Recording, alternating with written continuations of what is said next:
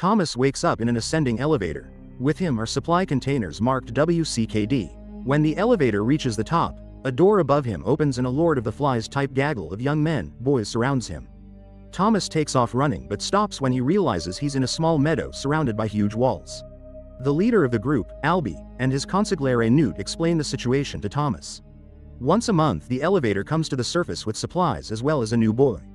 They all live in the Glade and call themselves Gladers. None of them can remember anything about their pasts or why they were sent there, but after a few days, their names come back to them. Each boy is given a different job.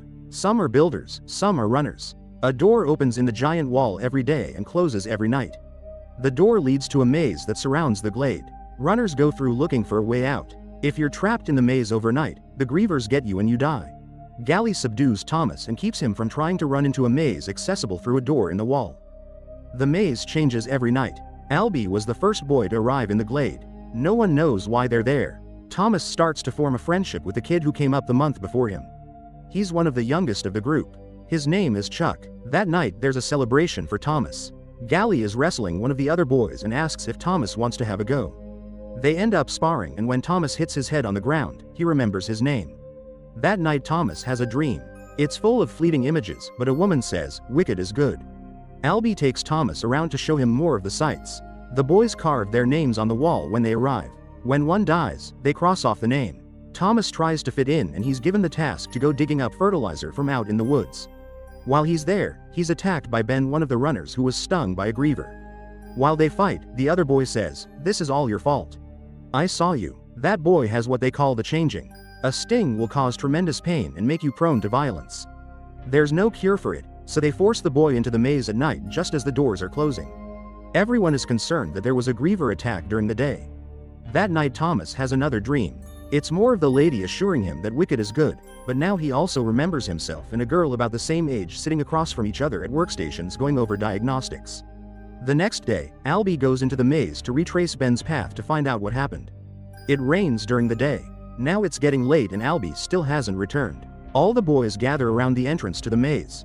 Just as the doors are about to close, the lead runner Minho appears with a very injured Albie. Thomas rushes into the maze to help them, but the door closes behind him. Minho and Thomas use vines to suspend Albie's body and try to keep it safe from the grievers. Albie was stung while inside the maze. One of the grievers appears and chases after Thomas. The grievers look like gigantic bedbugs with robot legs and scorpion tails. Thomas and the griever run around a bit as the walls in the maze change. Finally, Thomas can lure the griever between two walls that are colliding and squish. Dead griever. The next day Gally calls for a meeting of the Gladers. Most are excited that Thomas killed a griever. There's another group though, led by Gally, who feels that the rules they have were put in place to keep everyone safe, and ever since Thomas arrived things have changed, like grievers attacking during the day. Gally calls for Thomas to be punished because non-runners are allowed in the maze. Speaking of things changing, the elevator arrives. The boys ran out to check what the elevator brought. Inside are no supplies, only a young girl. She looks up and says, "Thomas," before passing out. In her hand is a note that reads, "She's the last one ever." He doesn't like the fact that the girl knew who Thomas was. He's scared that the elevator hasn't gone back down since they took out the girl. Newt says Thomas can be locked up overnight without any food and starting tomorrow, he's a runner. Gally is mad at his leniency. Thomas and the other boys go back into the maze to look at the carcass of the griever, which further upsets Gally. Inside it, they find a weird device that has an electronic display reading the number 7. The device also is marked WCKD. The boys realize whoever sends them supplies also makes the grievers. Minho shows Thomas a map of the maze. Different outer sections open each day as the maze changes. Each outer section is numbered. Last night, section 7 was open. The girl is awake. She's at the top of a tower throwing stuff at the boys on the ground. Thomas yells up to her that it's him. She agrees to let him come up. He explains that her memory was wiped, but in a few days, she'll remember her name. She says she already remembers her name. It's Teresa. She remembers Thomas too. He tells her that he's had dreams about her and a lady saying, "Wicked is good." When Teresa woke up, she found 2 syringes in her pocket too. That night, Thomas decides to use one of the syringes on the still changing Albie. It ends up making him better. Thomas deals with his punishment of being locked up. Chuck visits him and brings him some food. He also asks Thomas to give his parents a little carved statue Chuck made.